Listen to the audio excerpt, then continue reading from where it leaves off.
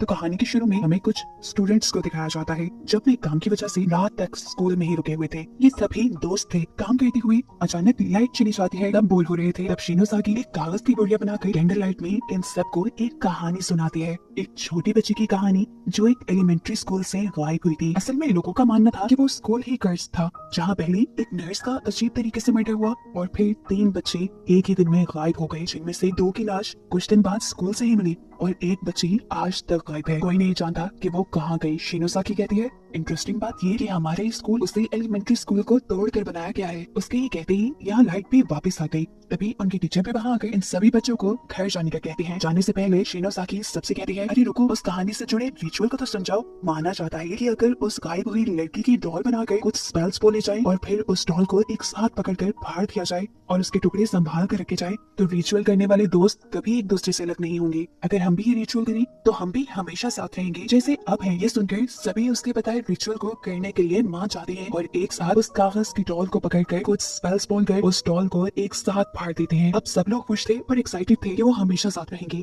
लेकिन तभी अचानक उनके स्कूल में सलसला आ जाता है। जमीन अजीब भयानक तरीके से हिलकर टूटने लगी। इन्हें यहाँ से भागने का वक्त भी नहीं मिला और एकदम से सारे के सारे उस जमीन के अंदर धंस गए। जहाँ ये लोग गिरे थे ये अंधेरी जगह थी। कहीं दूर से इन्हें रोशनी आती नजर आई जहाँ इन्हें इनकी टीचर भी जाती है और यहाँ आकर इन्हें मालूम होता है कि शिनोसाकी की रिचुअल की वजह से ये सब लोग किसी तरह उसी एलिमेंट्री स्कूल के अंदर आ गए थे जिसकी कहानी उसने सुनाई थी। बाहर जाने का भी कोई रास्ता नहीं था। शिज़ो का पता चलाने के लिए ये लोग इधर उधर देखते हैं तो इन्हें एक किताब मिलती है जिसमें उसी रिचुअल के बारे में लिखा हुआ था कि जो भी उस रिचुअल को करता है वो एक दूसरे यूनिवर्स में पहुंच जाता है, जो यूनिवर्स बिल्कुल एलिमेंट्री स्कूल जैसा है और कर्स्ड है। इस यूनिवर्स में उस बच्ची के गुमने की वो कहानी छुपी है जिसके बारे में कोई नहीं जानता।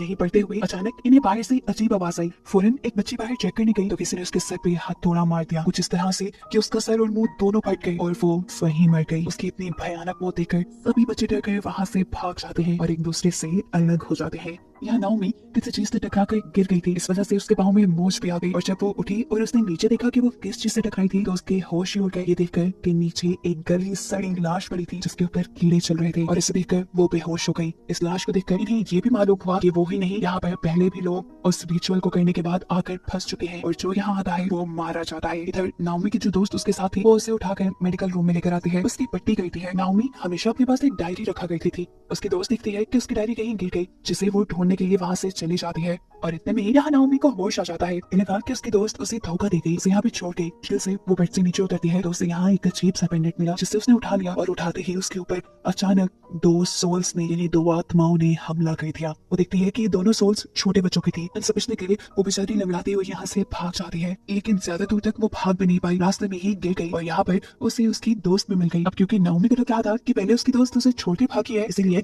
नाओमी उसे बहुत बुरा भला कह देती है, उसकी मदद भी नहीं लेती और दुखी होकर उसकी दोस्त वहाँ से भाग जाती है। उस दूसरी लड़की के यहाँ से जाती ही अब नाओमी को अजीबो गरीब आवाज से सुनाई देने लगी थी जिसे सुनते हुए उसके कानों में दर्द होने लगा और फिर वो बेहोश हो गई। दूसरी तरफ अब हमें सातोशी और उसकी बहन को दिखाया जाता है जो जब हॉलवे में भाग रहे थे तो तब उन्हें हॉलवे में बहुत सारी लाशें दिखाई दी। सातोशी की बहन ये देखकर बहुत ज्यादा डर गई। अब उसे वॉशरूम जाना था। सातोशी उसे लेकर वॉशरूम में जाता है लेकिन फिर यहाँ से उसकी बहन गायब हो जाती है। वो बुरी तरह घबरा चुका था। अभी वो इस सदमे से बाहर निकला ही नहीं था कि उसके सामने एक सोल आ गई जिसके मुंह से खून निकल रहा था। इसे देखकर वो डर गया, उसने चीख मारी और वो सोल भी वहाँ से चली गई। यहाँ अब हम शिनोसाकी को देखते हैं जो अभी भी उसी किताब को पढ़ रही थी और यहाँ से बाहर निकलने का रास्ता ढूंढ रही थी।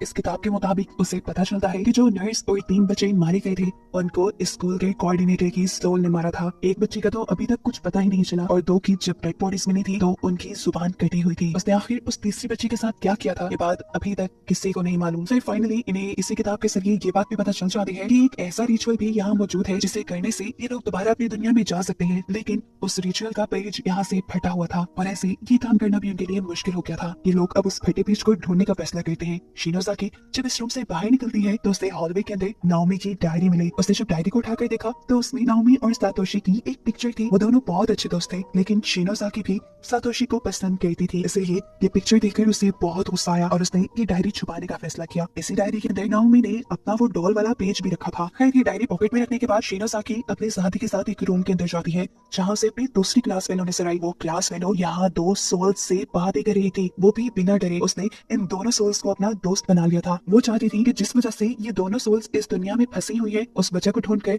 वो इन दोनों सोल्स को आराम दे दे और इन्हें सोल्स की दुनिया में पहुंचा दे। यही बात शिनोसाकी और उसके साथी को भी बताती है। उसका साथी उन दोनों सोल्स को देखकर बुरी तरह डर चुका था। वो उस लड़की से कहता है, दूर हटो इन सोल्स से। और ये सुनकर उन दोनों सोल्स को गुस्सा आ जाता है और वो अपना गुस्सा अपने ही दोस्त यानी इस लड़की के ऊपर उतार देते हैं और उसे उठाकर दीवार के ऊपर इस तरह से मारते हैं कि उसकी बॉडी के टुकड़े टुकड़े हो जाते हैं और सारे के सारे टुकड़े दीवार के साथ ही चिपक जाते हैं। ये देखकर तो जैसे इन दोनों को भी होश नहीं रहा था। सीन कट होकर हमें नाओमी को दिखाया जाता है जो हॉलवे के अंदर बेहोश हुई थी और अब जब उसे होश आया तो वो वॉशरूम में थी। उसने सामने देखा तो वहाँ उसके दोस्त की डेड बॉडी लगी हुई थी। ऐसा लग रहा था कि जैसे उसने सुसाइड की हो। ये देखकर वो बुरी तरह डर गई। उसे समझ नहीं आ रही थी कि उसके दोस्त के साथ क्या हुआ। वो अब अपने आप को कसूरवार ठहराने लगी थी कि उसने अपने दोस्त को इतनी बुरी तरीके से ट्रीट किया था कि उसने दुख में अपनी जान ही ले ली। शौक में काफी देर तक वो वॉशरूम में ही बैठी रही और तब सातोशी उसके पास आया जो पहले अपनी बहन के इस वॉशरूम में घूमने की वजह से डरा हुआ था। वो देखता है कि नाओमी के पांव पे चोट लगी थी, वो चल नहीं पा रही थी, इसलिए वो उसे उठाकर आगे बढ़ता है। यहाँ इनका एक और क्लास फेलो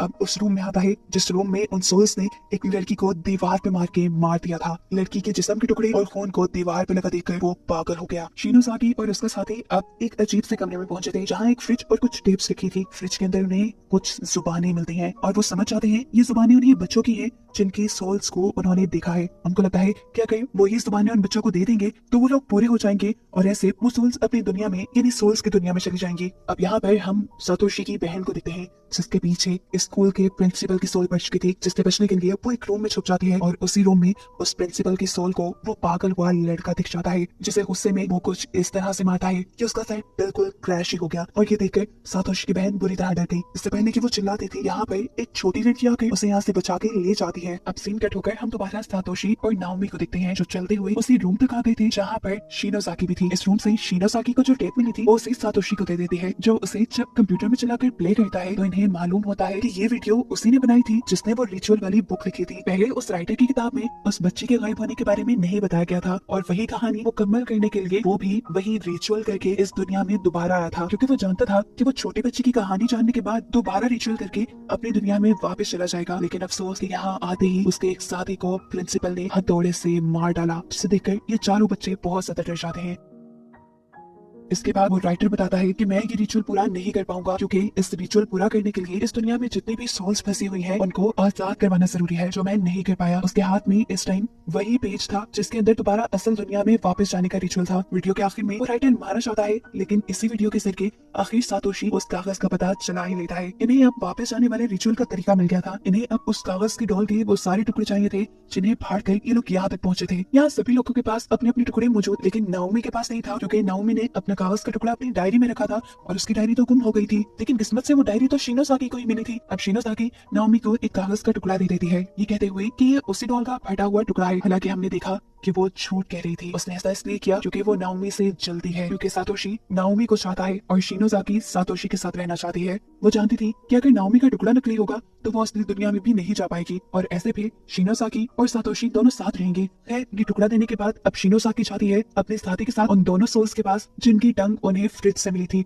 ये टंग्स लेते ही वो दोनों सोल्स खुश हो जाते हैं। ऐसे उनकी बॉडी पूरी होते ही स्कूल के अंदर लाइट तो आ जाती है लेकिन शिनोसाकी और उसका साथी देखते हैं कि वो सोल्स आजाद नहीं हुई थी, वो इस दुनिया से गायब नहीं हुई थी। यानी इसका मतलब कि अभी भी कोई चीज ऐसी थी जो इन सोल्स को परेशान कर रही थी। शिनोसाकी के पूछने पर ये सोल्स शिनोसाकी को हाथ लगाकर एक वीएन दिखाते हैं जिसमें वो देखते हैं कि इन दोनों छोटे बच्चों को स्कूल के डायरेक्टर की सोल ने नहीं मारा था बल्कि उस छोटी बच्ची की सोल ने मारा था जिसके बारे में इन्हें पता चला है कि वो गायब है। सिर्फ यही नहीं वो बच्ची अभी भी लोगों को मारती जा रही थी और इस दुनिया का कर्ज खत्म करने के लिए इन्हें उस बच्ची की सोल को रोकना था। शिनोसाकी अपने साथी के साथ मिलकर उस बच्ची की सोल को रोकने के लिए जाते हैं जहाँ हमें देखने को मिलता है कि उस बच्ची की सोल पहले ही सातोशी की बहन को पकड़ चुकी है। उसने सातोशी की बहन को बेड से लिटाकर उसके हाथ पांव बांधे हुए थे। वो पहले एक अम्ब्रेला को सातोशी की बहन के जिस्म में स्टैब करती है और फिर कैंची से उसकी जुबान भी काट देती है। जितनी देर में शिनोज़ाकी और उसका साथी यहाँ पहुंचे थे, उस बच्ची की सोल ये सारा काम कर चुकी थी और ये देखकर शिनोज़ाकी सुन रह गई। होश में आने पर शिनोज़ाकी फौरन सातोशी की बहन को उठाकर वहाँ से भागती है और हम देखते हैं कि पीछे से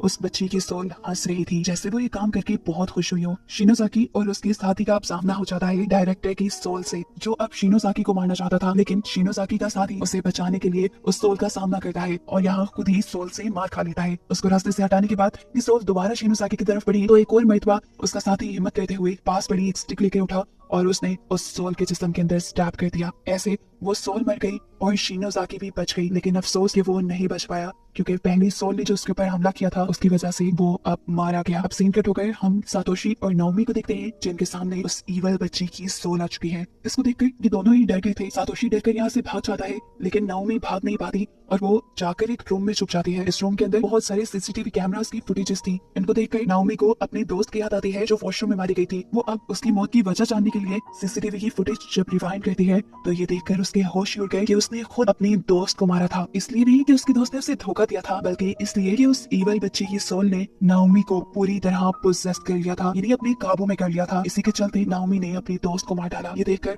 वो बुरी तरह रोने लगी। उसे अफसोस हो रहा था कि वो कैसे अपनी जान से प्यारी दोस्त को मार सकती है। रोते हुए वो अपने दोस्त से माफी मांगती है और उसे कहती है, मैं तुम्हें कभी नहीं मारना चाहती थी, लेकिन नहीं जानती मैं मेरे से ये सब कैसे हो गया।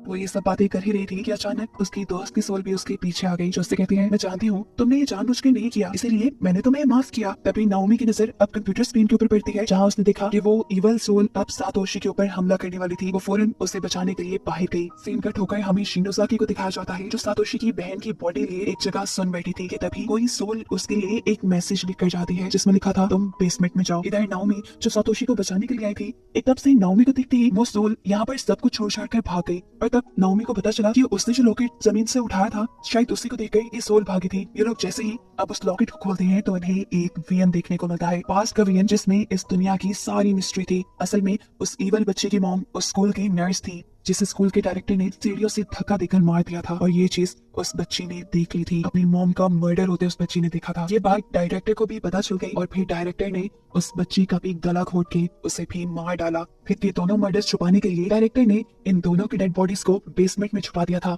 और बस उसी दिन से उस बच्ची की सोल स्कूल के अंदर भटकने लगी थी और कर्ज की शुरुआत हुई थी। आहिस्ता आहिस्ता करके उस बच्ची का गुस्सा इतना बढ़ गया कि उसके गुस्से की वजह से यहाँ एक पैरेलल यूनिवर्स बन गया। ये कहानी जानने के बाद नाओमी ये बात तो समझ जाती है कि अगर ये लोग उस बच्ची की सोल का गुस्सा ठंडा कर लेंगे तो ये सब कुछ ठीक करने में कामयाब हो सकते हैं। खैर ये लोग अब दोबारा पेंडेंट में देखते हैं और इनका वेन कंटिन्यू हो जाता है, जहाँ ये लोग देखते हैं कि महीने के बाद उस बच्ची की सोल डायरेक्टर को बहुत ज्यादा तंग करने लगी थी। इसलिए डायरेक्टर ने बेसमेंट में जाकर उस बच्ची की जुबान को ही काट दिया और इसी चीज का बदला लेने के लिए अब ये बच्ची जिसको भी मारती है उसकी जुबान काट देती है। खैर अब ये दोनों ये मामला सुलझाने के लिए बेसमेंट में जाते हैं, जहाँ इन्हें शिनोज़ाकी भी मिली। ये लोग वहाँ जाकर उस बच्ची की लाश को जैसे ही देखते हैं तो एकदम से वो लाश जिंदा होकर बैठती और सातोशी पूरी तरह डर गया। उसे पैनिक होते हुए पास पड़ा पत्थर उठाया और जोर जोर से उस बच्ची के सर को मारने लगा, यहाँ तक कि उसका सर क्रश हो गया। नाओमी और शिनोज़ाकी देखकर पूरी तरह डर गई। नाओमी ने उससे कहा, बस भी करो सातोशी, क्योंकि जो वो देख पा रही थी वो सातोशी नहीं देख पा रहा था। उस लड़की ने, उस एवल सोल ने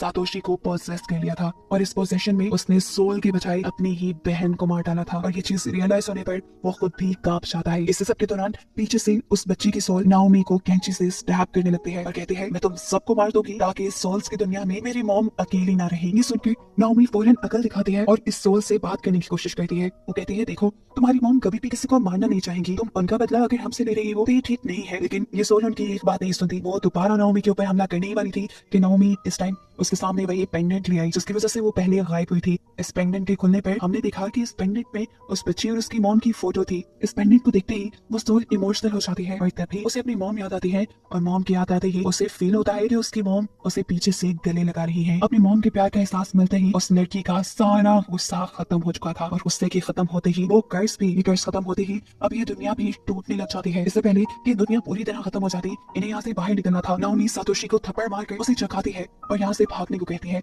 ये लोग उस पेज को ढूंढते हैं जिसके रिचुअल के जरिए ये लोग अपनी दुनिया में वापस जा सकते थे। तीनों ही अब इनकांटेशन करते हैं, यानी रिचुअल का उल्लंघन करते हैं और अपनी दुनिया में वापस जाने के लिए अपने पास मौजूद उस डॉल के पेजेस को मिला देते हैं। ऐसा करते ही जमीन जोर से हिलती है, इन्हें तेज रोशनी दिखाई देती है और फाइनली ये लोग अपनी दुनिया में, अपने स्कूल में पहुंच जाते हैं। दुनिया में आते ही सबसे पहले हमें नाओमी को दिखाया जाता है। हालांकि उसके पास तो पेपर भी नकली था और साथ ही हम शिनोसाकी को भी बैठा हुआ देखते हैं। इन दोनों ने ही दूसरे यूनिवर्स में सातोशी का हाथ पकड़ा हुआ था, लेकिन अब असली दुनिया में देखते हैं कि सातोशी का एक हाथ नाओमी के हाथ में है और दूसरा हाथ सातोशी के हाथ में, और वो खुद इस असली दुनिया में नहीं आ पाया। ऐसा इसलिए था कि सातोशी के पास असली गुड़िया का पेपर नहीं था। उसने शिनोसाकी को चालाकी करते हुए देख लिया था कि वो नाओमी को असली पेपर नहीं दे रही, इसलिए उसने बहाने से अपना पेपर नाओमी के साथ चेंज कर लिया। ऐसे नाओमी असली दुनिया में आ गई। उसने अपने प्यार के लिए अपने आप को सैक्रिफाइस कर दिया और शिनोसाकी का सारा प्लान फेल हो गया, जिसके दुख में अब वो ये पूरी जिंदगी गुजार देगी कि उसने अपने ही जन्म में अपने प्यार को खो दिया। और बस यही दिखाते हुए ये कहानी यहाँ खत्म हो जाती है।